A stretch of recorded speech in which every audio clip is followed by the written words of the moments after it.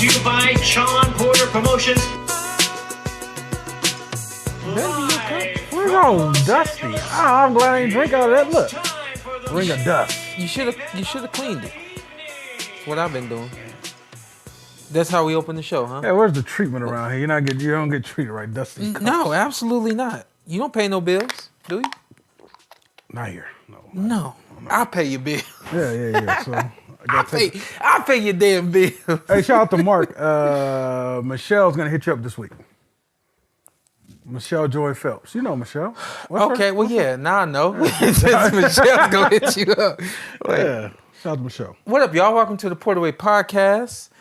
Sorry, I'm on my phone, just making big things happen. Antt with 2 T's was crack-a-lacking. Nothing, man. It's getting very hot outside. It's hotter than Africa. It ain't even that bad. You haven't even been outside, huh? What you do? Get in a car? No. You get in a car and just... Have I gotten darker over the years? Point proven. That doesn't mean nothing. Just saying.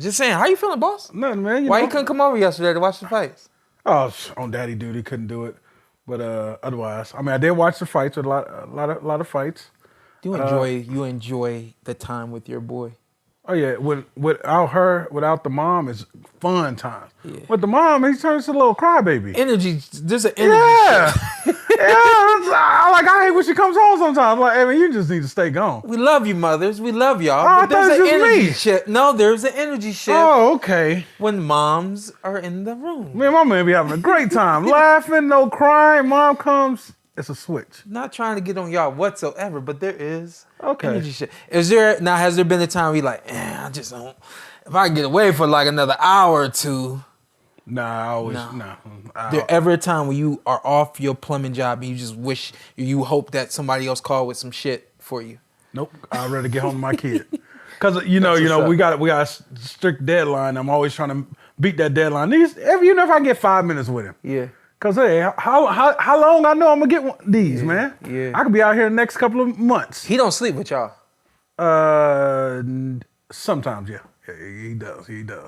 He basically does. He not walking yet, is he? No, he ain't walking yet. He just big as hell. How much do he weigh? He about 37. That's unreal. 16 months. My son be 3 in like a week, and he is 23 pounds, 24 pounds. That's crazy. I mean, the big one got a growth spurt. Diggy done got him a little something. Yeah. What's your son, about 4 or 5? The oldest one? 5. I think gonna be bigger than Sean by 7. That's crazy. Oh, my 5. My 5. Yeah, your son. He ain't gonna be that big. your son gonna be bigger than me by the time he's 7. Your son don't make no sense. Oh man. Your son gonna be driving. If you wanted him to, he could drive by the time. Did you see my cousin I met the other day? That was nuts. For the first time you met? Yeah, ever in my life. 17 years old. He's 6'6", 6'5". He looks like my son at 17. Do he look physically look like your son? Yeah, it's shoot it to Hafey real quick. Hold on. I mean, I will, but that's crazy. And then we'll finish with this, but. All right, I'll shoot over to Hafey right now. We're family men, you know what I mean? I got my little cousin out here with me. I'm gonna start spending my Sundays with my little cousin. He lives with his mom and his sister, and he the only boy in the house. He's 10 years old, and so I'm like, you know what? Come get some of this man. You know what I mean? So I'm gonna start spending some time with him. And no, send it to him. It's going to him, okay. but I just wanted you to see it. No, I'll see it when it pops up. Okay. But we're family men, you know what I mean? So Antt and I, we don't spend as much time together as we used to. Yeah. And just playing catch up. Actually, they would say we spend more time with each other. Oh, I guess we do. Yeah. And then the next month, shout out to my cousin Carl Brennoff. That's my little big cousin. Man. 17 years old. He's bigger than you. Yeah, man. He hit me up. He wanted to get into the UNLV camp. You know, I cool with everybody. So I got him into the camp. They drove up. Dad arrived for work. They drove straight up and we got him in. Is he a junior in high school? He'll be a senior this year. He'll be a senior doing this big year. things. And Grandfather's was brothers or something like that came up the tree. So your grandfather. Yeah. So I can see that there so is. that's You know, I hate when people like, oh yeah, we related, and then everybody be trying to find something. Yeah. But so y'all do got like the it's same the kind of grandfather's grin. thing. So that's the first time I ever met him. I'm like, dang, this is a big boy, cause I'm big. Yeah. But that's a big boy. That's a big boy. I was like, dang, man. No. Everybody thought you were big. Yeah. You ain't big no more. Yeah, so that's crazy. Just shout out to my little cousin. They down there in Palm Springs High School. Trying to get him in some colleges and stuff right there. You know, I'm using my connects. Yes, sir. Hey, you got my last name? We're going to make it happen. Yes, sir. You just got to be a good person. That's all. And I found another positive vibe from him and the family. Very good. So, yeah. And that's our first time meeting. We talked on Facebook for 6-7 years. Oh, wow. I didn't like how his dad came up to me. He's like, oh, Anthony did the podcast. I say, hey, man, I'm looking at him like, who the hell is that? Hey, man, you my family. Don't do that. Yeah. I dropped everything. I said, man, we family, man. Don't come at me like that. It's love. I don't like when family call me champ. Call you what? Champ. Don't call me champ. You know what I mean? Like I'm just Shawn or I'm, whatever. Hey, That's speaking cool. of champ, shout out to the bum tried to say, hey man, y'all be calling Shawn champ? No. What the hell does it look like? Somebody tried to clown me. Like y'all be calling him champ. I don't call him champ. It's a thing. I never called you champ. I'm gonna make you call me champ. Hold on. I'm gonna bust you in the short red. They ain't got nothing to do with me. You think we ain't gonna do that? Oh man, in my notes, I got a way to be a pressure fighter. In your notes, you got a way to be. All right, can't wait to get to your notes. With that being said, let's start real quick. Let's go to Franchon Crews and Savannah Marshall. Oh, that's my note. What? That's your notes? Yeah, I feel like she apprised a lot of pressure. Crews. Yeah. She's in your face. Yeah, a lot. She's in your face. And obviously you could see it with Savannah, just not fast enough, not strong enough, and also not accurate. That was like the number one thing I saw about Franchon was a lot of her punches were wailing shots. They were too wide or they were coming up short and really wailing. And I expected to see her much sharper. Yeah. And I hope that as great as she performed that national anthem, I was hoping that wouldn't be the only good thing we could say about her in this fight. And a shout out to her for that national anthem. I was like, Shawn, what are you doing right now? Yeah. I got nervous. Listen, but she killed that. Do you think she performed as if that took a lot out of her? No, I think she took care of the moment. And it also like we haven't seen a lot of Franchon. I've seen Franchon over the years, obviously. Yeah. I've seen her much busier, much sharper than I saw her in the fight, but I really tried to look at it and I didn't think that performing the national anthem took energy out of her. Didn't really look at it. And you didn't know she could get down like that.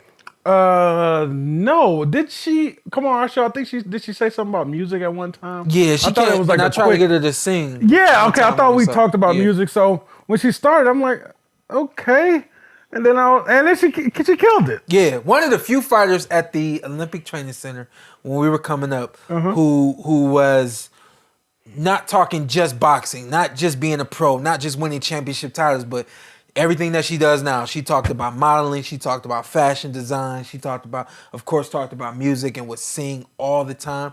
You didn't catch her, but one time, or you weren't with me. I seen her out somewhere, and she was rehearsing the national anthem. I don't remember what that was that she ended up performing the national anthem, but that's her thing. Okay. And I hope that wouldn't be the only thing good we'd have to say about her, but it seemed like I think she won round one, and Definitely I thought that round one. she just was a little busier. I thought, and round 12, round 10, and then like upwards to the last round. Yeah, right. It wasn't much in between.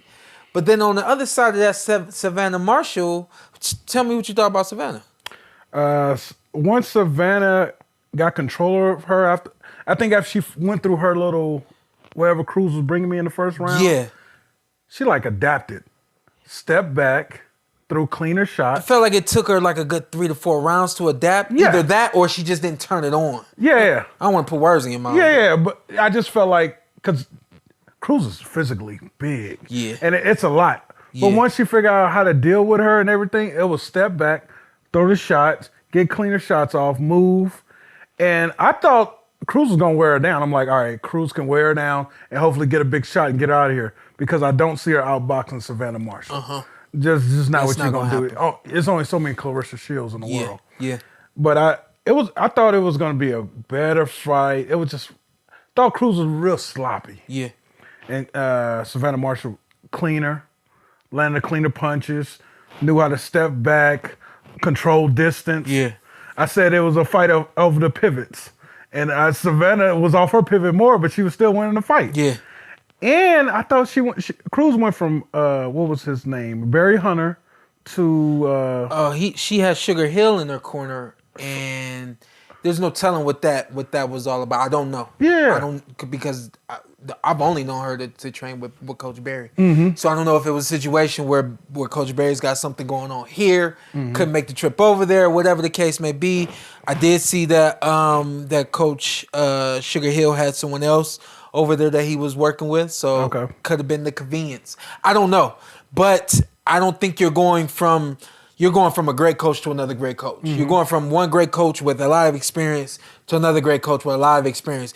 It's just, again, when you talk about Sugar Hill, who I think that he's been put into some positions to have a bigger name as a coach. Sure. He just doesn't, outside of Tyson Fury, he still doesn't have that, hasn't created a marquee name for himself as a coach.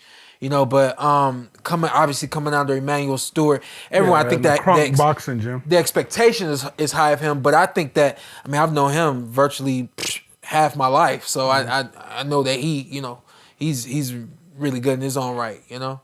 But I think we seen that Shields and Marshall just on two different levels. Yes, that's the bottom line. It's levels to this. Yeah, and That's Crews the bottom line. Good fight, tough. Yeah. But last night I was just like, yeah.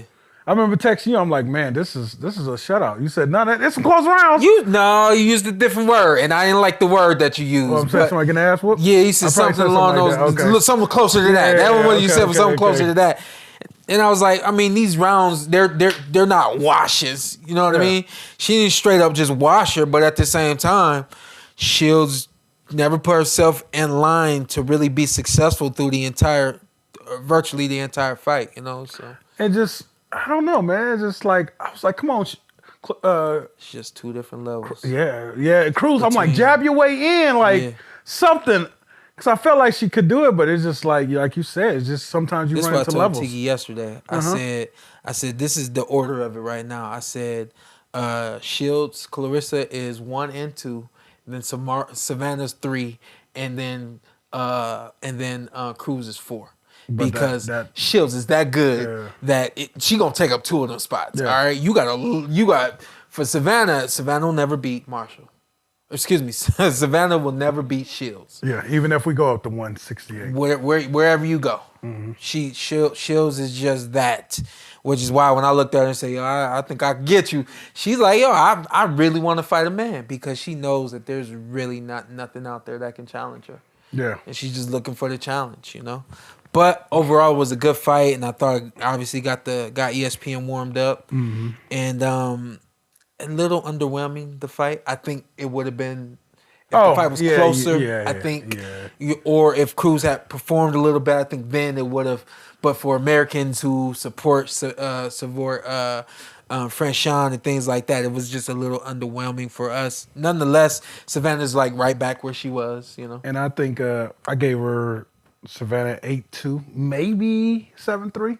8-2. But for the judge to say 95-95. Yeah. Yeah. I said, no, come on, man. I'm rocking with Crews all the way. Hey, listen, when I heard it, I was like, nah, that ain't what he said. I misheard him. I should have rewound it. I was like, come on, man. You know, I'm rocking with Crews all day. I'm like, I know they're not going to do this over there. Yeah. But, that's boxing for you. That's boxing for you. But Move on. Yeah, moving on. ESPN at night. ESPN Plus app, if you have it. Is that what you was watching on? Yeah, I was watching it on that. I just wanted to shout out a couple of the fighters on the ESPN Plus app, if y'all had a chance to watch them. Dante Benjamin, did you watch him? If you didn't, no biggie. No, I did. Okay, good. Dante Free Smoke Benjamin. Free Smoke. Hey, who the fuck is that? That's what I gotta say. Cause I was like, dude, this dude, who is this? Who is this? He from Ohio, obviously. He from Cleveland. I felt like we had a Ohio family reunion last night. Everything was Ohio. Yes, sir. In Ohio. Yes. Yeah. Yes. Y'all showed up and showed out. Dante's 6-0. How many KOs he got? 7 probably. No, he's 7-0 now. 7-0. Yeah. With 5 KOs. Okay. And is just running through them. And is really just lighting it up right now. He fights right there at that in between 173. You know, he's right there at 173. I like to see him go down to 68 if possible. What the hell is 173? So 173 will be light heavyweight? 173 is a weight class? Well, no. 178 is the weight. 176 is the weight class. Oh, okay. Yeah. I thought it says. I think it said super middleweight, right? Something Did like it? I don't know. I don't know if it's confusing. But I like to see him make that super middleweight. I think that he'll be more of a force. Okay. I think that at super middle, what you see for him right now against guys at that above that 170 mark, guys above that 170 mark against him, and of course again with his amateur pedigree. No one can really contend with him right now. You got to go you can't go jab for jab with him at that weight. He outspeeds you, outquicks you. Light heavy. Yeah, there you go. Okay. He outspeeds you, outquicks you, and then he's got power behind all that. On top of the fact that he's got experience, you know what I mean? So I think it's a matter of time before he moves down to 68. He moves down there, and then the playing field evens out a little bit because the speed increases and quickness increases. If those don't, then the power increases, the strength increases, and so I think that he'll. I mean, 7-0. Of course, he's a little ways from being really challenged. We see it, but yeah, we see it. Is it the first time you've seen him? Obviously, no, last night was the first time I laid eyes on him. We talked about him like once on the podcast, but everything he's done has been on ESPN Plus app. Okay, you know what I mean. So I think of all of the Cleveland guys who just turned pro in the last 3 to 4 years, he would at this point is kind of like, for the sake of words, bringing up the rear for the sake of words. But I mean, he's managing everything and making the best of the opportunities ESPN and Top Rank are giving him right now. So what do you do in Cleveland? You're raised, you're born, you turn a boxer. No, you're born and then you're raised. Yeah, whatever. You're about 18 to 24, you move to Vegas. Is that what y'all do in Ohio? They ain't moved yet, but they on their way. They on their way. Yeah, when I was 15, 16, everybody in that crop before me was out here. Dang, that's crazy. When I was 18, we came out here and we were staying with guys who had already been out here for a couple of years, doing things for themselves. Oh, you came and left? No, yeah. Well, I came. See, this is another thing. My dad had me doing training camps when I was 18 years old. So I came here before the U.S. Championships. I was here for like 3 weeks, 4 weeks. Who camp was you in? That was when I sparred with I'm losing his name. Chad Dawson. Okay. The first time I sparred, or the only time I sparred with Chad Dawson. He was working with Mayweather at the time, right? Yeah. And that was and I'd also sparred with Layla Ali at that point in time as well. Oh, okay. And then sparred with the couple of other guys, Zab Judah's brother, Joe Judah. And a couple other people at that point in time. Yeah. But yeah, man, this is like, and we saw this out of Jared last night, where he's talking about everybody, you got to get out of Toledo. Mm-hmm. Same thing with Cleveland. You got to get out of Cleveland. Mm-hmm. Don't mean you can't go back. It just means you got to get out in order to survive. You got to get out in order to enhance and improve everything that you're doing, and then you take it back there. You know what I mean? So, and I've seen some other fighters do that. I'm in the process of making some things happen myself too. So, okay. Yeah. If you guys didn't see Tiger, did you watch Tiger? Delonte Johnson? Tiger did Tiger things. Tiger just did Tiger. Yeah, I mean, he ain't getting the knockouts like people want, but the way he's doing it. Sharp. He's sharp. Yeah. He's improving. Yeah. He's looking good. Is he losing rounds? Probably damn not. I don't see him losing that damn round. No. He's looking clean. He's hurting the guy. Yeah. And they put him up in there with guys that can withstand. That's what I like. Yeah. You getting the rounds and you ain't just knockout. Cause knockout sometimes that don't help you, man, down the road. I want to see something. I want to see a little bit more though. I think I've seen like the same fighter in the last 2 to 3 fights, including this one, and I want to see something else, and I truly don't know what it is because I'm watching the fight. A mover? Well, he can't fight like me, but there were moments where I'm like, yo, keep going right there. You know what I mean? Maybe the work rate needs to increase. Okay. I don't know. Obviously, we want to see more power at this point, whatever the case may be, but I'm looking for a wow moment. I ain't got the wow moment. Okay. You know, you've gotten the wow from Bruce Carrington. Yeah. You've gotten the wow. I mean, we've gotten a couple of wows from Mason. You know what I mean? Benjamin, wow me. I'm waiting on his wow. I'm got one close to one wow a couple fights back, but I'm waiting on a wow. Okay. You know what I mean? And also shout out to Tiger. They keep up with me.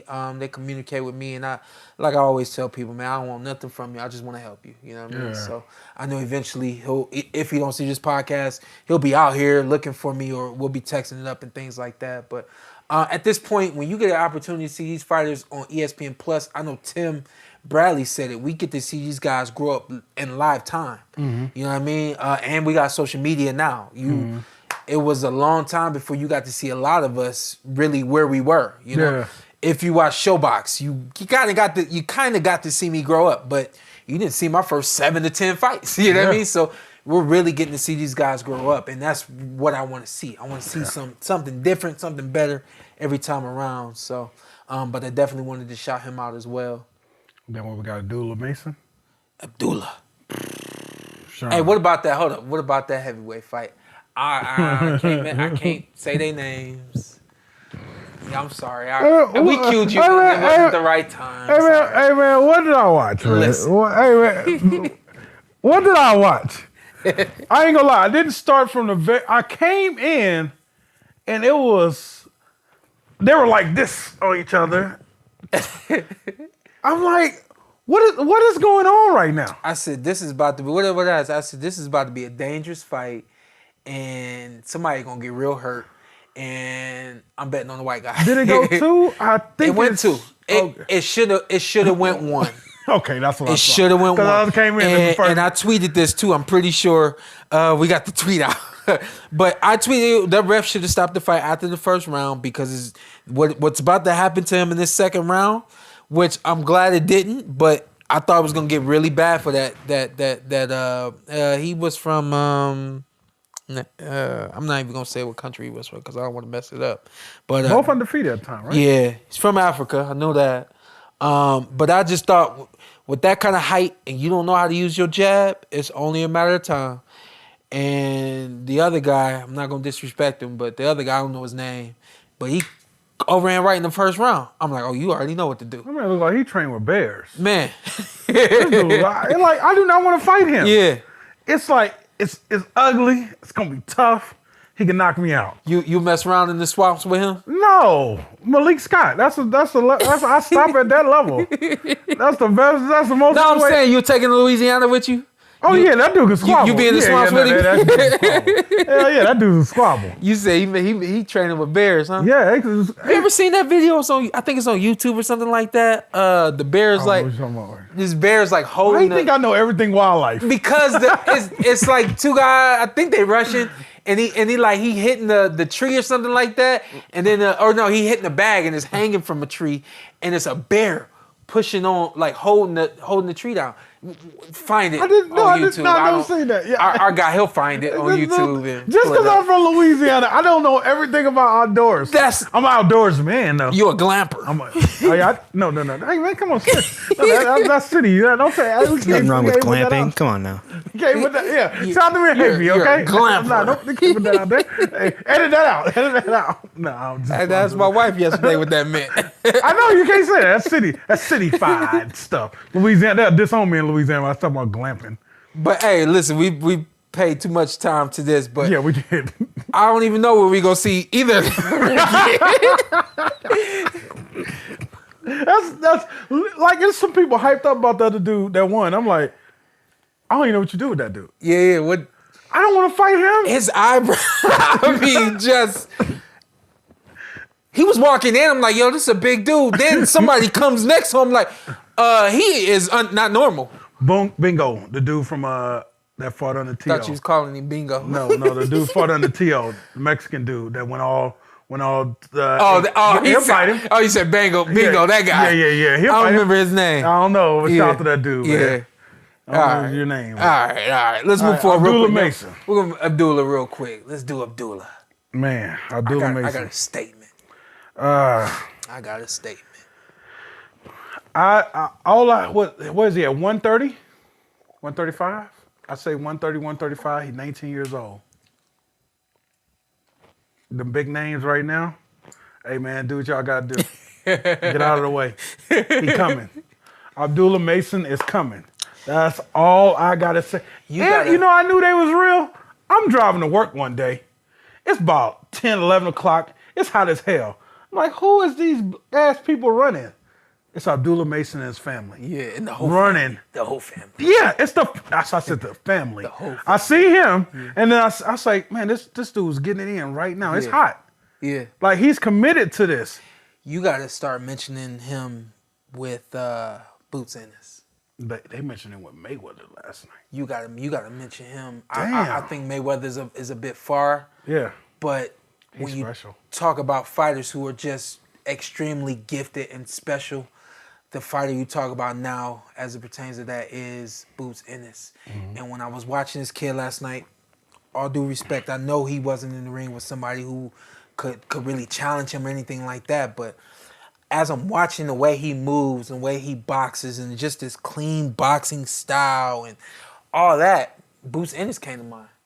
And I'm like, as good as Boots is right now, and we have put so much respect on his name and the things that he's done to this point, and the best thing you can say in terms of a comparison to Boots Ennis is Roy Jones Jr. in terms of just raw ability, talent, and plus, because I know he doing some other things over there in Philly, that's some next level type stuff. I'm like, yo, this kid is showing those same attributes, those same talents.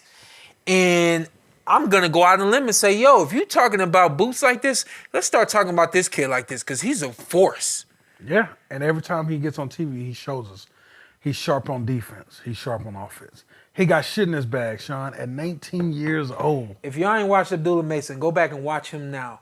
And this is what I'm talking about. You'll see him get hit with a shot. And as he's getting hit with that shot and that hand is coming back and he's correcting himself in live motion in that moment. And he don't get hit with the same punch again. That's the kind of talent that's like, you really can't teach that. You know what I mean? And you say that, Shawn. I was thinking that. I'm like, this kid's on that level with... And that ain't even talking about his offense. That's just talking about how he corrects his mistakes.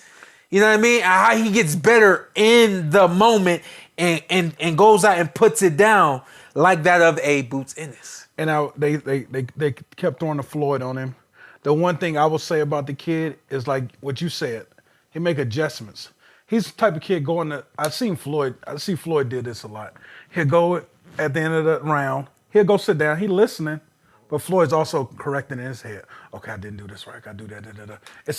That's this kid. Yeah. This kid, like him, his dad's his trainer. Yeah. So yeah, he listened to his dad, but at the end of the day, he knows what I gotta do this. I gotta do that. Yeah. His ring IQ is above a 19-year-old. Yeah. It's just and it was one of them things for me where when I fought Errol, and I laugh about this because Errol caught me with 3 hooks in a row. It was like, we boxing, boom, he got me with a hook. And then we boxing, boom, he got me with a hook. And then we boxing, and boom, he got me with another hook. Like, get the fuck out the those way. were the 3 punches he hit me with, like, clean. Those 3 clean shots. And I was like, yo, I ain't getting hit with another one of them. And it was like, in that motion of that moment, that was my thought. And it's like, so many things going on. And it was like, yo, I had to pay close attention to what I'm getting hit with, correct it in that moment, and then move on. You know what I mean? So those are like just the things you can't teach. You can't teach comfortability in the ring. You can't teach confidence. You know what I mean? Like those things are innate. They're in you. You're born with staying calm and no matter what. Staying calm no matter what. You guys are in the fire for every second's in the fire. Yeah. So you're trying to stay. Yeah. You got a fire around you. You trying to stay calm. Yeah. This whole thing. That is nuts. I never thought about that. Yeah, I never thought about it either. Yeah. I just said it. Yeah. But y'all really trying to stay calm in this whole this forest fire is going on around you. Yeah. And you just literally just. Yeah. That's nuts. I mean, think about it. I know my dad would always say, when you slip to the inside, stay low and stay under the bullets. And it's the same thing with war. You know what I mean? You have to stay calm in war. You gotta, everything coming at you at that point in time, you gotta rely on your training. You gotta rely on those around you, your team, to get you through. You know what I mean? And you know, all that being said, let's move forward to let's get to Jaron Anderson. What you think? What you think? I'm glad that he went through what he went through last night. What we've been seeing, I don't know if everybody else been seeing this, but I noticed he stayed online. And when he gets hit, he wants to get that back ASAP. When you get to this level, you have to be patient. Yeah. You got me. I'm going to get you. I can't get you now. Because the veterans, they going to, oh, you want to exchange? Well, I want to exchange. All it takes is one. There was the fifth round when it could have been a 10-8 round. It was a 10-8 round. He didn't fall? No, he didn't fall, but that's a 10-8 round. You always trying to you're trying to make up for your argument that you be getting 10-8 rounds. Round 5 was tough round. He got buzzed in that round. And then, you know, we was worried. I know I was worried. I didn't know what the kid was going to do. But I like the kid's adjustments. That's a lot of people not talk about. He still didn't get offline and great. He still pulled back. That's his thing. Pulling back. I don't know how you don't remember me saying that about him fights ago. Yeah, that's what I'm saying. We gotta stop pulling back. Pulling straight back. That was Ryan Garcia's problem. Pulling straight back. The second half of the fight, he got offline. He did get offline. Ducked shots. Went to the body. Threw the jab out there. I like that I seen adjustments. Because a lot of heavyweights we know, some of the big ones, they have nothing else. Yeah. If A don't work, they got nothing. Yeah. He went to a beat and it worked. Yeah. And look good. Yeah, he got caught in the 10th round, 5 seconds left. But yeah. You got caught in the 10th round, 5 seconds left. Yeah. Hey, Jared, I got your back, man. What are you doing right now? I got your back, man. What are you doing You right start tripping like you went down. I was like, that. You know what I mean? Like, that's how it was. I was like, you know what I mean? Boy, if he would have went down like, what was that? John Molina versus the dude from Ohio. Oh, yeah. That's what Mickey I thought Bay. we was getting. I thought I was Mickey like, Bay, no, John Molina. no, man, no. Yeah. No, just make it. Remember that? Pulled that one out. Yeah, I was there. Your heart hurt that night? Yeah. Ohio fighters. I was like, John Molina. That's John Molina for you, too. Damn, that was... Don't even think about trying to find John Molina. You ain't that damn good. Shout out to Mickey Bay. Mickey Bay's training right now. And I don't know if he coming back. But Jaron Anderson. I'm gonna teach y'all something real quick. Go ahead. And Take him to school. I really don't know if I've said this before on the podcast, but I kind of feel like I have. But boxing is probably the sport where you have to ignore what you're born with. And that is self-preservation.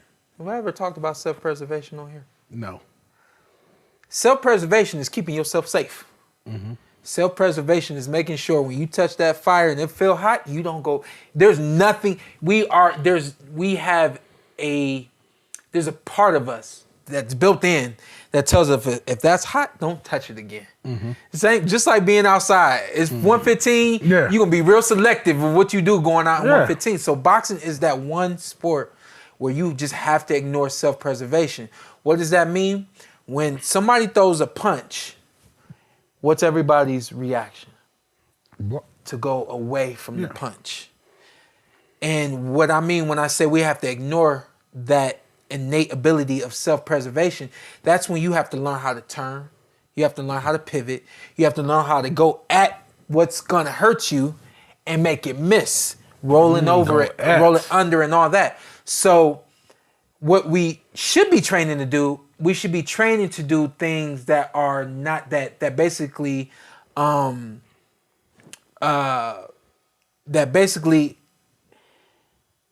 makes us ignore what we naturally will do. And so his natural thing he's gonna do when somebody comes at him is to back straight up. But how many fighters out there that's what they do? When somebody's coming at them, they back straight up. And the veterans will see that. The veterans will see that. And the veterans are the fighters, the good ones, are the ones that ain't just backing up, but they backing up 1 step, 2 step, and then they turn to left or they turn to right. A lot of us, or some of us that are at the elite, I can't even say us no more, but the really elite guys are going to pivot off because they know that that straight line is trouble. And that's the one thing that he has not learned how to get out of his arsenal. That is a tendency that he needs to correct. Obviously now he got all the film he need. Yeah. To fix that. What everybody's been asking you, your trainers could be even asking you. Now we can show you, Jared. But guess what? He's athletic enough to not do that. Yeah. But he's also athletic enough to get away with it until the one time he don't. Yeah. And hopefully this is enough. I'm hoping that this is that time where if you didn't hear it on this podcast or that coach didn't say it to you or this coach didn't say it to you, now I'm hoping that everybody's going on and they looking at it and say, listen, this is your natural tendency. This is what you do to get out of the way of punches. We can't always go to that. Mm-hmm. We gotta add more to our arsenal so that we aren't predictable. Mm-hmm. And once you become predictable, that's like every fighter's nightmare. Is becoming predictable. When somebody knows what you're gonna do, oh God, yeah. What do I do now? You know everything I'm gonna do. And that's where a guy got to the point where he couldn't keep his hands up. And then you see that tendency because every time that left hand came, he went to lean off and he's still getting caught with it. Mm-hmm. Every one of them, which lets you know, no, he's not stupid. No, he's not out of his mind. No, he don't. He just, that is his tendency. And when we want to be safe, we're going to go to whatever is natural for us. Yeah. Whatever it is we feel comfortable doing. Now you got to get uncomfortable. Now you got to start adding some other things to that. Start slipping and sliding. Because he has the ability to do all that. You know what's nice about this? Like, I'll take your fight, for example, the Kell Brook. You was young enough to make adjustments and flip it around. Like, that was 2 different careers, damn near. Damn near. Yeah, pretty much. Damn near. He has time, but he did it in a winning fashion. Oh, yeah. Yeah, so at the end of the day, man, we see the IQ. Yeah. And you know what I wanted him to add? I like when he went to the body. When he went to the body, Martin fell only down. did it from the you want to you talk to Jared? Hey, Jared, Shawn to talk to you. But he got the ability. He got the ability to do all that. And drop them damn hands. And ain't too many big guys out there that can dip down to the body and get to it and know how to get it and aim it and all that kind of stuff. And you say that, Shawn, for the damn near here on, he's gonna be a shorter guy. Yeah. So you need to drop them hands, get your ass inside. Yeah. Stuff like that. And I see the kid got his Some Shawn. more growth spurts for him? Nah. 6'4". That's it's big. But I mean, there's some big boys out there. Yeah. But I think the ring IQ, the kid is good as hell. I like more body work. Obviously, get the defense.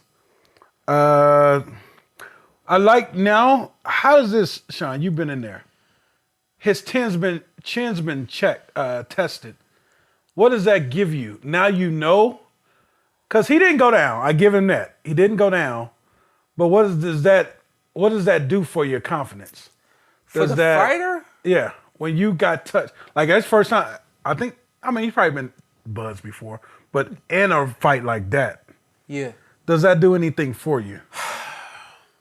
I don't know if that does anything for the fighter. Okay.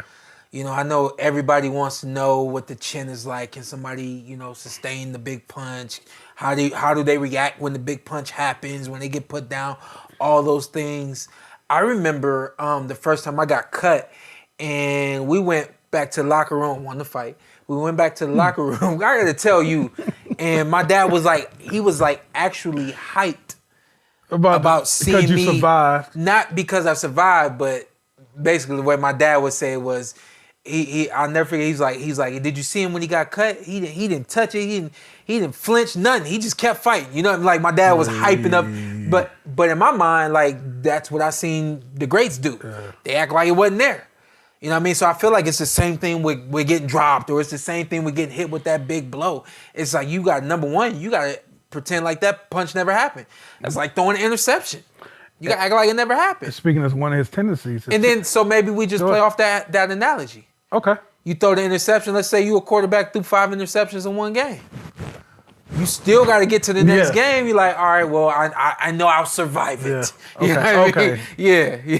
And then, another his tendency is when he get hit with a big shot, he has to get that back right there. I noticed that a lot with the younger, more immature guys coming up. Yeah. I noticed your level and guys like that.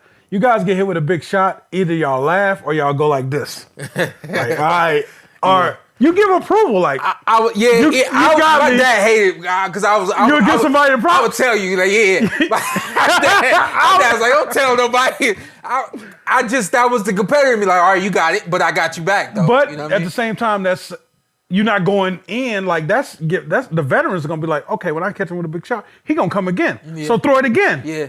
That little stuff like that he's gonna have to catch. Yeah. Because when he gets hit, I don't know if it's embarrassment or it's I gotta get you. Like, I don't know what it is. It's especially like for an elite fighter like him, when you're not used to getting hit that much, it's like I got hit, I gotta get it right back. Okay. And it's just you have to go through this right here. Because you got that where I got to get back. But it's not.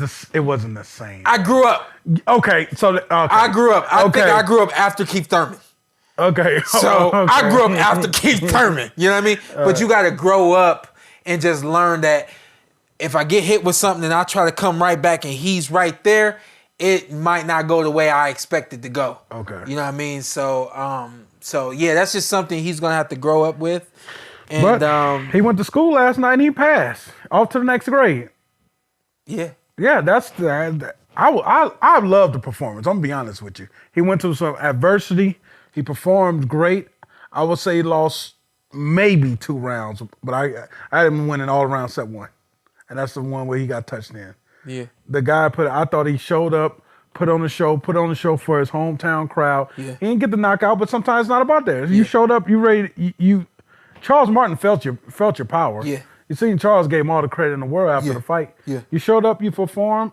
Every fight's not about the knockouts. You need to get rounds in when you're a heavyweight. That was a big graduation for him. I agree with you 100%. He graduated, and I think that upon graduating, going through some things, again, having your first fight at home, your main event, all the things that we've been touching on the last couple of weeks, we can only imagine what that was like for him. Mm-hmm. And again, when you just speak directly to the performance, this was a hell of a performance. Hell of a performance. Because upwards to 2 moments, he did virtually everything right. And the one thing he does wrong, which is leaning back, Martin came up short quite a few times. Mm-hmm. We got to give Martin credit because even though this was like a 12-day notice or something like that, his switch was turned on. Yeah. He didn't come in here expecting to lose and expecting to just come in, make some money and lay down.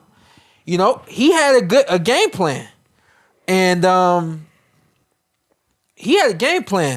And I think the game plan backfired. The game plan was for him to let the young lion, get gassed. Okay. And I think that along the way, he took some shots that he didn't expect to take, or the team, and then they turned it on. They never really turned it completely on.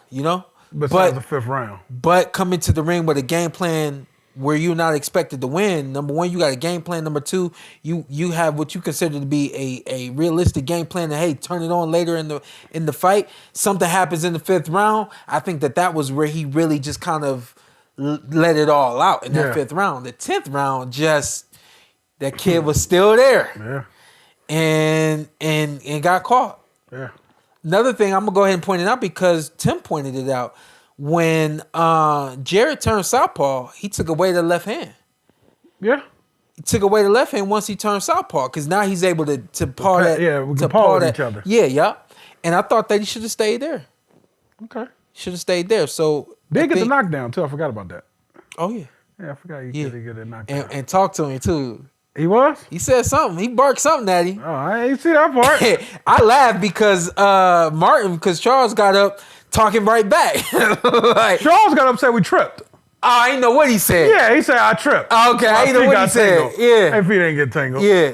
When we saw the replay, If it did, it was a quick thing that we didn't even see in the replay. But when he first fell, I'm gonna keep it real. Like when he first fell, I was like, he got hit, but something didn't look right. The way he fell didn't look right. You know what I mean? But he got the knockdown. Yeah. And he looked good, man. He looked strong. You know. Who you like seeing in there next? No. That's your thing. Who would you guys like to see Jared, real big baby Anderson in there with? I got a couple names for you. Otter Wildland. No, I want him to stay around this. Hellenius. I think it's Waylon. I thought it was Wildland. Waylon. Waylon. Come on. Wallen. Oh! Wow. I'm always right. No, I'm not. Hellenius fought Deontay Wilder. Yeah. He's tough. Just some tough fights for him. And then we're going to get in some other names. Yeah. Luis Ortiz. Yeah. No. What do you mean no? Hold on. It's this level he's in now, in that 3 to 7.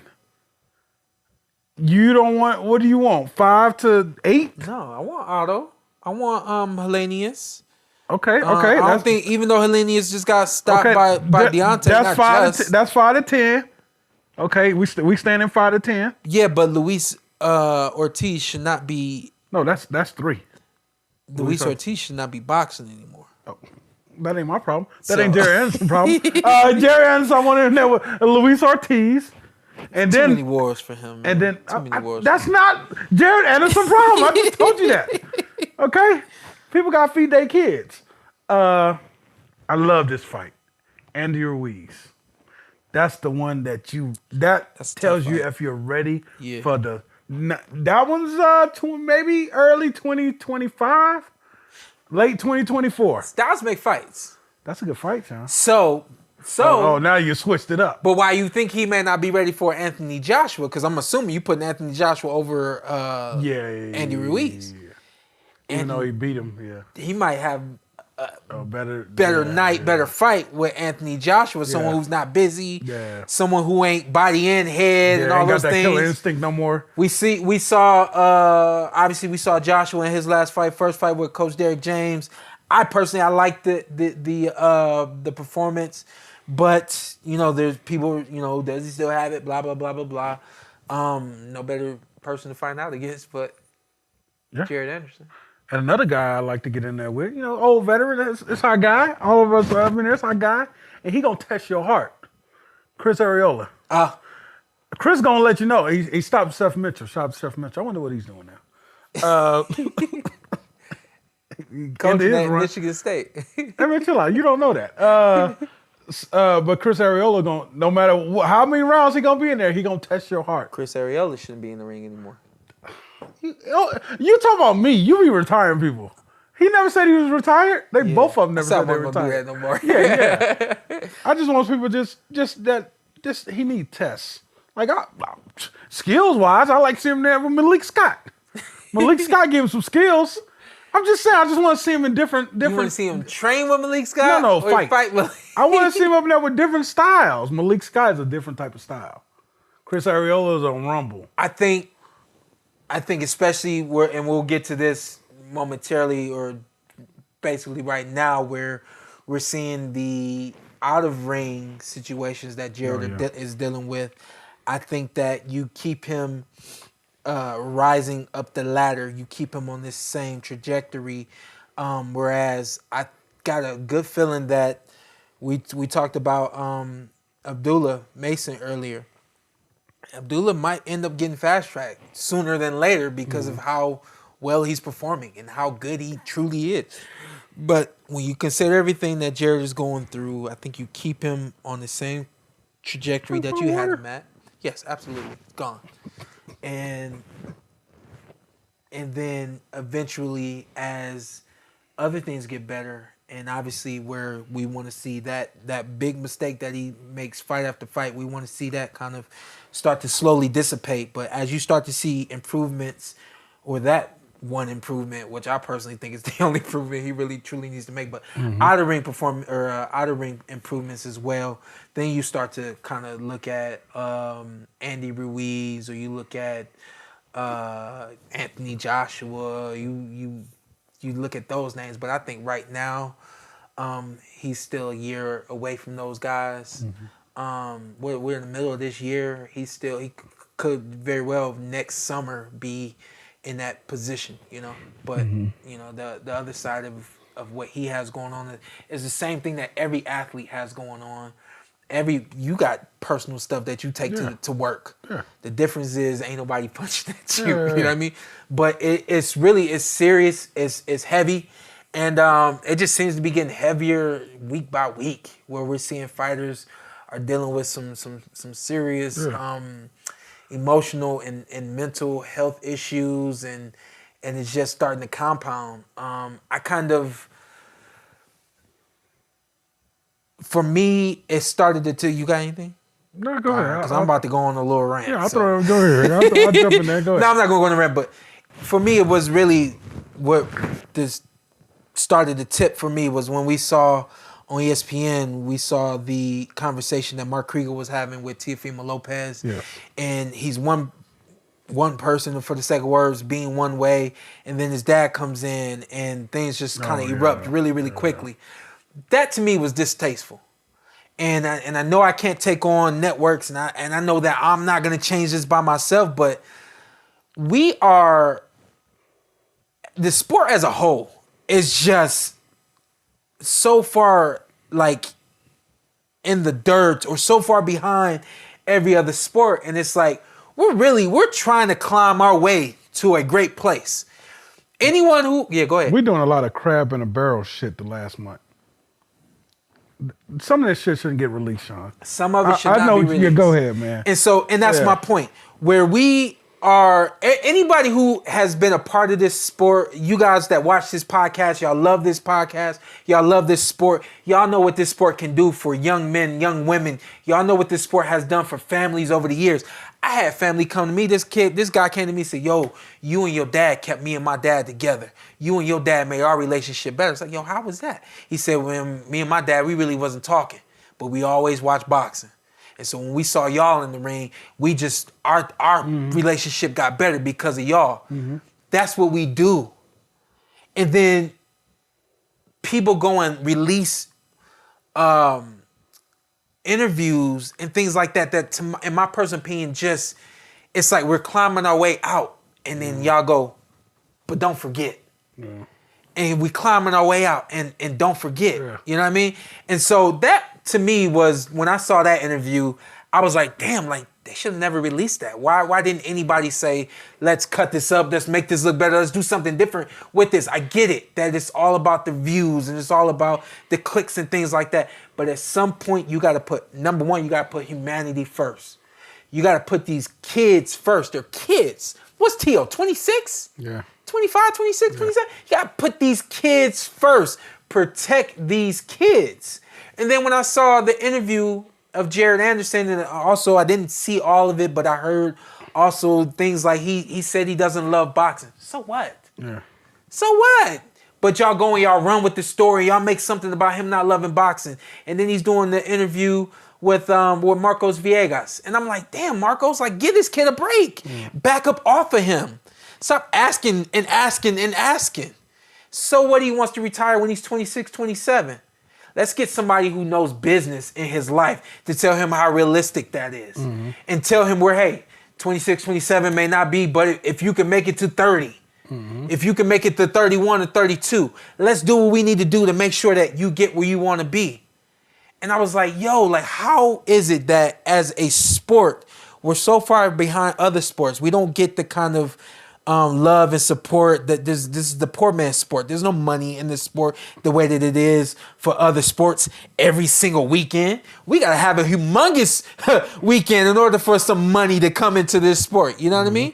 And then for people to do things like this, which just creates a bigger hole for the sport, creates a bigger hole for the athletes to climb out of. Let's show the picture real quick. Do we got the picture of Jaron and his mom after the fight? Did we clean that up? No. No, we didn't clean. Well, y'all saw it. Y'all saw the picture. Yeah, you got something? No, I'm just saying, if we put that on there, are we doing the same thing they doing? Well, I'm gonna talk about it. Okay. Because he's holding his mom, and his mom is holding him after the fight. But let's look at this realistically. First fight at home, he got hurt twice.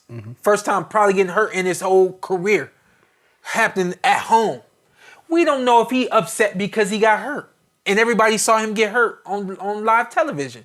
But everybody's going to run with everything that's been put out. Because the narrative. Shawn, you won your first title. We crying in the back. I mean, the second title. We cry, but you never know. Yeah. They running with the narrative.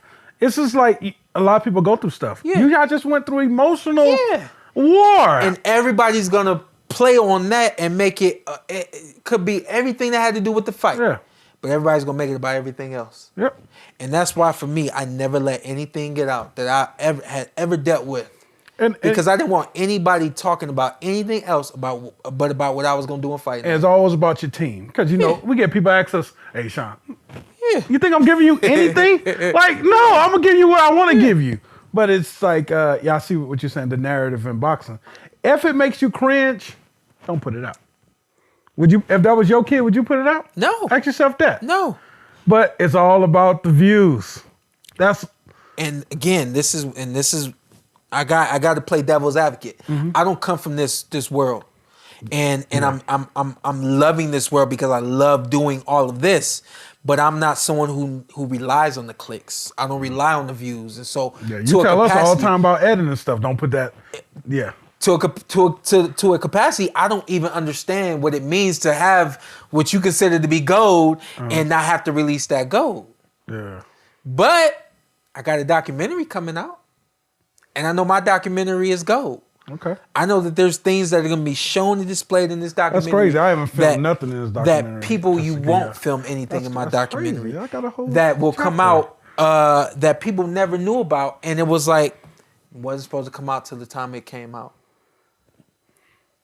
But that's what, for me, I personally hold myself at a certain expectation. And again, and I know I said Marcos Villegas, and I'm gonna go ahead and use his name again because again, I don't understand where you are, where you were, why you have to do what you do, how you do it, whatever.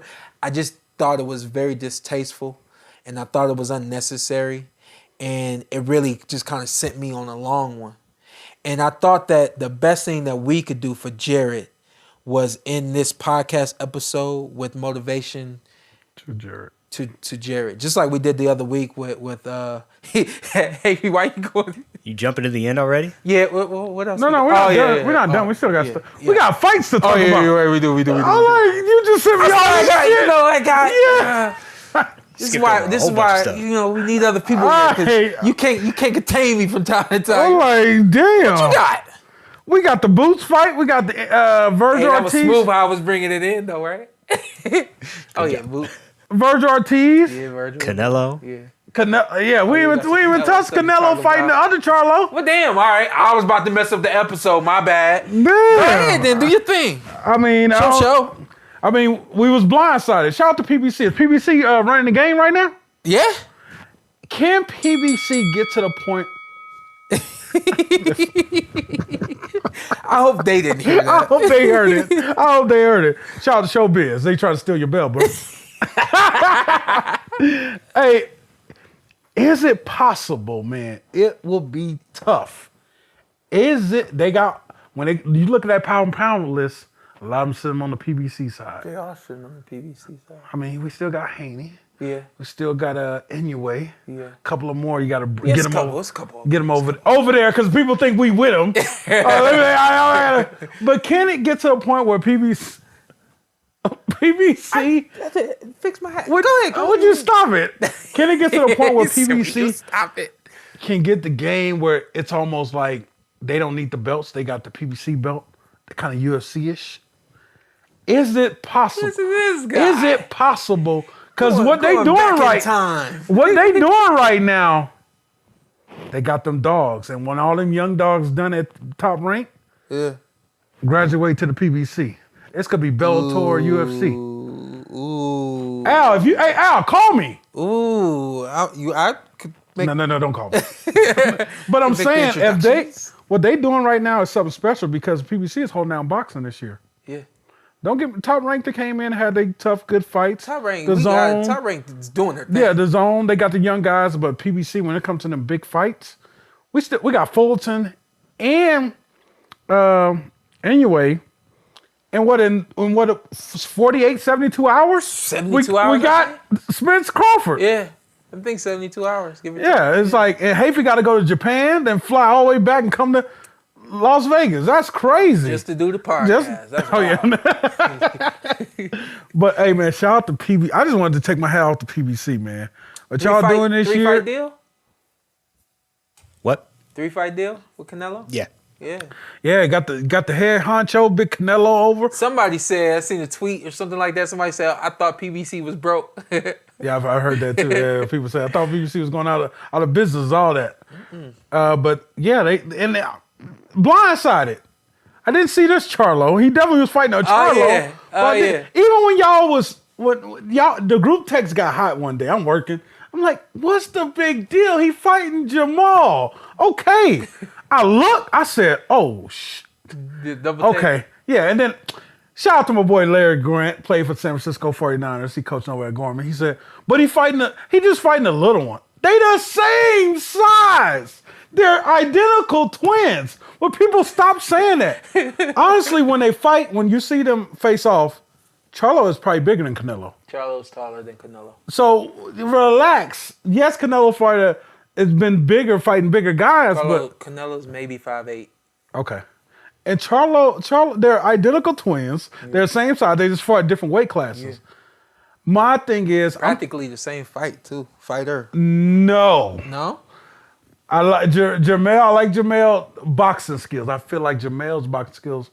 Jamal. I was gonna say. Damn it, this gonna mess me up. Jamal, and I don't want to say big, little. I'm tired of doing that to him, especially in this fight. Yeah. Jermell is 6 foot. He's got a 4-inch advantage over Canelo. Mm-hmm. Yeah, exactly. Yeah, you did the math. No. So which Jermell? So Jamal, I feel like is a better boxer. Jermell, his boxing skills not on the level of his brother, but what he does bring is that power, that equalizer. But can that power go up, Shawn, to 168? Yeah. Can it? It can. Also, he's gonna be stronger, bro. It's a 70-30 fight. But I'm giving my man a shot. I mean a shot. Yeah. Like, I'm betting money on Charlo. Yeah. Shot. It's hard for me to say I didn't see this coming. You didn't see this coming? Well, I said that Jermell was going to vacate his titles and move up. I said that he wasn't going to fight Tim Tszyu. And it's in the WhatsApp. I didn't say he was going to vacate and go to 168 and fight Canelo. What does that mean? You're Naeem? No, it was both of them. Yeah, but I knew that there had to be something he was looking for or waiting on that he felt would take precedent over Tim Tszyu, you know? Fake the injury? No. You can't say that. You can't say that. I just said it. You can't say that. I mean, don't punch me, though. Yeah. No. Oh, shit. Shit. Oh. But I did say that he was going to vacate. I had a feeling that Tim Tszyu was not interest of him. And I got a great feeling that money mean more than titles. Honestly, he can fight this one and be done. Yeah. Or you can fight this one, win this one, be one of the faces of boxing. I had him on my pound for pound list. I thought the kid was undisputed at 154. Yeah. Any fight he lost or draw, he went and did his thing and stopped the guy and got him out of there. Mm-hmm. But man, I'm giving this kid a real shot, Shawn. Like a real shot, like a beating Canelo, like 60-40 shot, 70-30, but 70-30. But I'm giving him a shot. I keep saying that. Is all 30 in the right hand? No. I think the way Canelo fights in spurts. Yeah. Just keep fighting, Charlo. Just keep fighting. Keep getting in them rounds. Yeah. Be more busier with him. Get him in deep waters. At the end of the fights, Canelo's not as active. I don't know if the fatigue is catching up with him or something like that, or years of boxing. Yeah. But he's not he fights in spurts. Yeah. Like when he give it to you, he's gonna give it to you. That's the other thing about this fight with Jermell. knowing fully that he probably is a 170, 175 pound guy going down to 154. I was a 165, 170 pound guy going down to 47. So it's very realistic that he was upwards to 170, 175. Just living life, training. Whenever the fight comes, he loses the weight, gets there. The point of that is to make 68, not an issue, but how will his body and conditioning truly be at 168? You would think it's better, right? Well, you would think it's better, but I'm just wondering what could be lacking. Okay. You know? Could the extra pound, the extra weight that you're holding slow you down? You know, because you got to imagine at 154, he's probably his fastest, his strongest, his most well-conditioned. Okay. And if you don't have to do as much, or you have to stop yourself from doing as much so that you weigh in that weight class between 166 between 162, 161 and 167, 168, you know, you just got to wonder within those pounds, what is he gonna take away from himself that he wouldn't take away at 154? Well, I would say train the same, lose the same, but that week you don't got to do nothing crazy. You don't just do the same what you did. Yeah. Floyd fighting Canelo at 154. Yeah. He came in at like 151 or something. Yeah. That's just what Floyd is. Yeah. I don't see Charlo have to lose too much weight. Come in lighter. Come in at 63. Come in at 64. Yeah. Put more into your work and preparation, knowing that you're at your Because best. this is the hardest one. Opposed to not, Don't take something off. Yeah. Don't listen to Sean Porter and take something off. I'm not. Oh, okay. I'm not all right. saying take something off. I'm just saying like where he would normally have to do that extra work to get to 54. The extra work isn't required, I don't think. But also there still has to be some extra work put in place, like mental preparation, game planning, and things of that nature. So maybe, you know, this whole conversation means it'll even itself out. And I wonder, can he take Canelo power? Yeah. That is a big question too. Yeah. Canelo is surprisingly fast too. Yeah. It's a different level he's going to be in there with. Yeah. He's never faced a guy this good. Yeah. But I think Charlo's game. He's from Lafayette, Louisiana. Moving on. Let's end it right there. What else we got? Stanionis and Ortiz. I've been waiting on this one. Man. You been waiting? But so much is happening for PBC. You forgot about this? Yeah, hey, shout out to the PBC, man. I want to give credit to PBC one more time. Because PBC is holding it down. Forgot about this. Remember when this one first got announced and all that? Yeah. This ain't happening. This was the fight. Man, Stanionis. And who did he fight? Is it Butav? Yes. Yeah, that was like the winner fight. We thought they supposed to get Earl, right? We thought the winner was gonna get Earl. Yeah. Shout out to Earl Spence. Yeah. Didn't make sense. So even though we were told that, I mean, hey man, stop stitching. But nonetheless, who you got winning? Who I got winning? And how and why? And be quick about it. By the way, let's not forget that Stanionis is a PBC guy. Just throwing that out there. Yeah, we just gave him. Shoot, He want all the credit in the It's too world. much paperwork for me at this point. I don't know. Is this PBC versus the Zone or Metro? How's this? It don't matter. We got a great fight. Let's talk about the great fight. We got two undefeated fighters standing on this 14-0, 9 KOs. Virgil Ortiz, 19-0, 19 KOs. Who I got winning? Great fight, man. I think we're getting a war. I just think Virgil brings a little bit more to the ring. Stanionis loves to be inside. And when he's inside, he goes to work combos, get off his shit. Yeah. I think Virgil got a little more in the bag. He can control the distance. He can move. None of these guys got the greatest feet, but I'm going to give Virgil the advantage. And with stuff like that, I feel like he can slip him, counter him. Virgil is powerful. They're standing in front. Stanionis is not moving. He's going to be there to get hit. And I just think taking Virgil Ortiz punches is going to eventually break him down. I think that he gets him out of there late. But every round we get a war. Virgil has to get in the kitchen and get the hell out the kitchen. You have to be the better athlete that night. And I think you can. I think you will. I think he gets the job done. I want to break it down more, but we got to go. So, I think Stanionis is just as strong as Ortiz. Oh, okay. I think that his boxing style has proven to be one that can take some punishment. Okay. And he can stay strong and weather The load? pound, the load. Yes, thank Okay. you. You got Ortiz winning, huh? Ortiz stoppage. I got 50 push-ups on Stanionis. Ooh. I like Stanionis. I have Okay. for a long time. What I didn't like is two things. Number one, he's been out of the ring for over a year now. I think the same thing with Virgil as well. 11 months. Almost over a year. But the other thing that I really didn't sit well with me, the way that Stanionis performed in his last fight. I thought that Butev gave him more trouble than I expected him to have. Butev's good. I think that Stanionis should have been a little smarter, use his jab more, which I know he can do, box more, which I know he can do, and which he's going to have to do against Ortiz. Like you just said, both guys don't have good feet. Stanionis is more of a straight back and forth, left and right, not a pivoting, turning kind of fighter. Both guys are more so horizontal movers. You know what I mean? Heavy feet. Yeah, heavy feet. But Ortiz is one of the kind of fighters that he will punch and then he'll stay right there. Yeah. You know? And that has been his Achilles heel as long as he's been on. As we've been saying, he's really good, strong, all that, but he needs better defense. Like I said earlier about Jared, we have not seen better defense from Ortiz at all. You know what I mean? So I side with Stanionis. I think that I do think that this is a 50-50 fight, but I think that Stanionis is the better fighter. And I think that it's gonna be a war. Oh, yeah. As long as it lasts, we're going to be entertained. Yeah.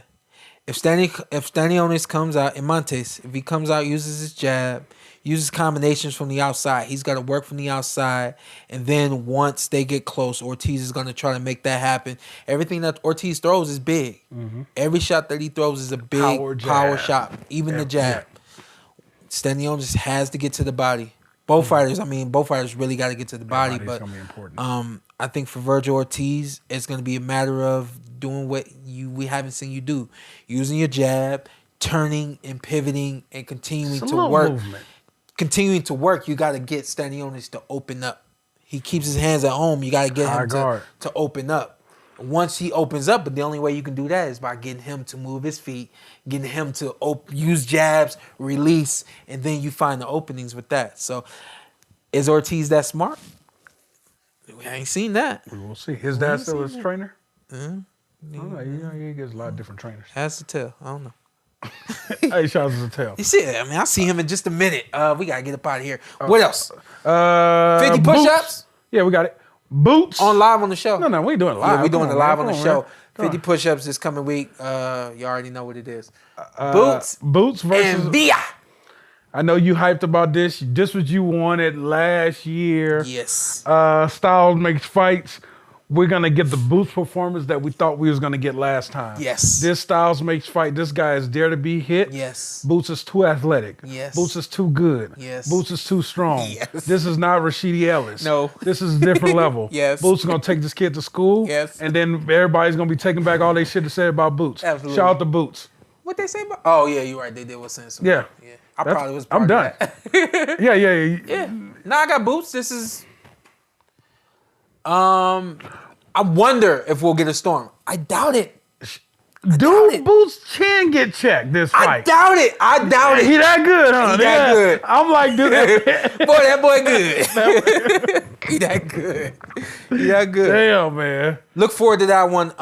Real quick, just to analyze that. Boots from the outside. He's gonna rip it. He's gonna be fast. He's gonna be turning. A lot of the things we talking about Ortiz should do, and also Stanionis as well.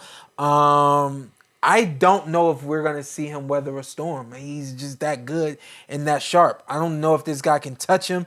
I think that this guy's tough. Villa's tough, strong, but that's about it. I think even on the inside, Boots got to be slipping for something to come about. Not that, and I'm not trying to paint the picture that you don't need to watch this because it's gonna be a wash. I think it's gonna be a good fight, but it's gonna be a really one-sided, entertaining fight because Boots is entertaining. Simple as that. So, what else? I think that is. Was that it? I think that There is was it. Pacheco Gallegos. Oh, I do. I Diego, wanna- Dio Pacheco? Yeah. Real quick, so what I want to say about him is he gives me sentiments of Mr. David Benavidez. And he's got his own main event fight already on DAZN. I do believe that fight's earlier in the day, and then Stanionis and Eimantas is later in the day. So just want you to check out this young kid, man. 168. He's young. He trains with the Benavidez crew, I believe, and he's fun to watch. I'm sure you guys have seen him at this point, but make sure y'all follow Pacheco, man. He's a fun, big kid, and he's entertaining to watch as well. And speaking of, I think the guy that beat Jose, what's his name? Valenzuela? Valenzuela. Yeah, he's fighting on this card too. On the Boots card. Okay. He's back in action. Okay. Yeah, so what else we got? Do we got a guess? No guess. No guess. Nobody pulled up. That's crazy. That's on me. We'll pull our guests in next week. My phone was off. I didn't feel it ringing. Hey, Naeem would have came on now. Yeah. Naeem was like, we talked about the wrong Charlo. Yeah. Should I send them the Zoom? No. Hey, shout out to, we're going to shout out what we're doing this week before we get to. That's not this week. That's next week. That is this week. Well, you need to get your stuff together. You talking about the heartbeat? Yeah. Oh, okay, I thought you were talking about the weekend. Yeah. We check. We'll be with Heartbeat Weekend this weekend. Me and Shawn. I think Shawn doing the show. Hey man, shout out to everybody. Shawn will be on $1 million worth of game. I didn't do it. You hear me coughing in the background. Sometimes you got to sacrifice one for the team. I understand when he does something. Hey, I do something. We win. So at the end of the day, and that's coming out in the next 2 or 3 weeks. Yeah. But at the end of the day, we'll be out there this weekend. I don't have no tickets. Shout out to family. Keep calling me, asking me. I have no tickets. I have no tickets with friends. You need tickets, you contact Shawn Porter. Let me do this for you, and then we'll move forward. So what he's talking about, Kevin Hart and the Plastic Cup Boys. Yeah, okay. You coming don't do it to Las Vegas this weekend for Heartbeat Weekend. Mm-hmm. That boy Kev got his whole weekend right here in Vegas. They doing things all day, every day. If you support Kevin Hart and his crew, just look out for them. Look out for their radio show. And at some point, I'm going to join their show, obviously talk boxing and just kick it with them and all that kind of stuff. And that is what Ant is talking about. And on July the 7th, it's only Kevin Hart. At Red Tail, Shawn will be doing the show. And it's actually live, and you can actually come out. First come, first serve on the entries. Everybody can't get in. I'll be there too, but be at the Yellow Tail. Yeah, it's the Red Tail. Oh, the Red Tail. I'll be at the Red Tail. Remember we did the Boxing Hall of Fame? How you gonna say yeah? Because take him away, Shawn Porter.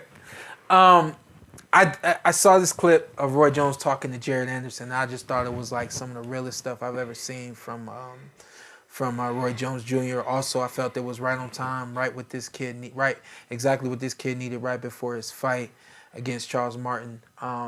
This is going to be our motivation for this weekend. Listen to what Roy Jones says.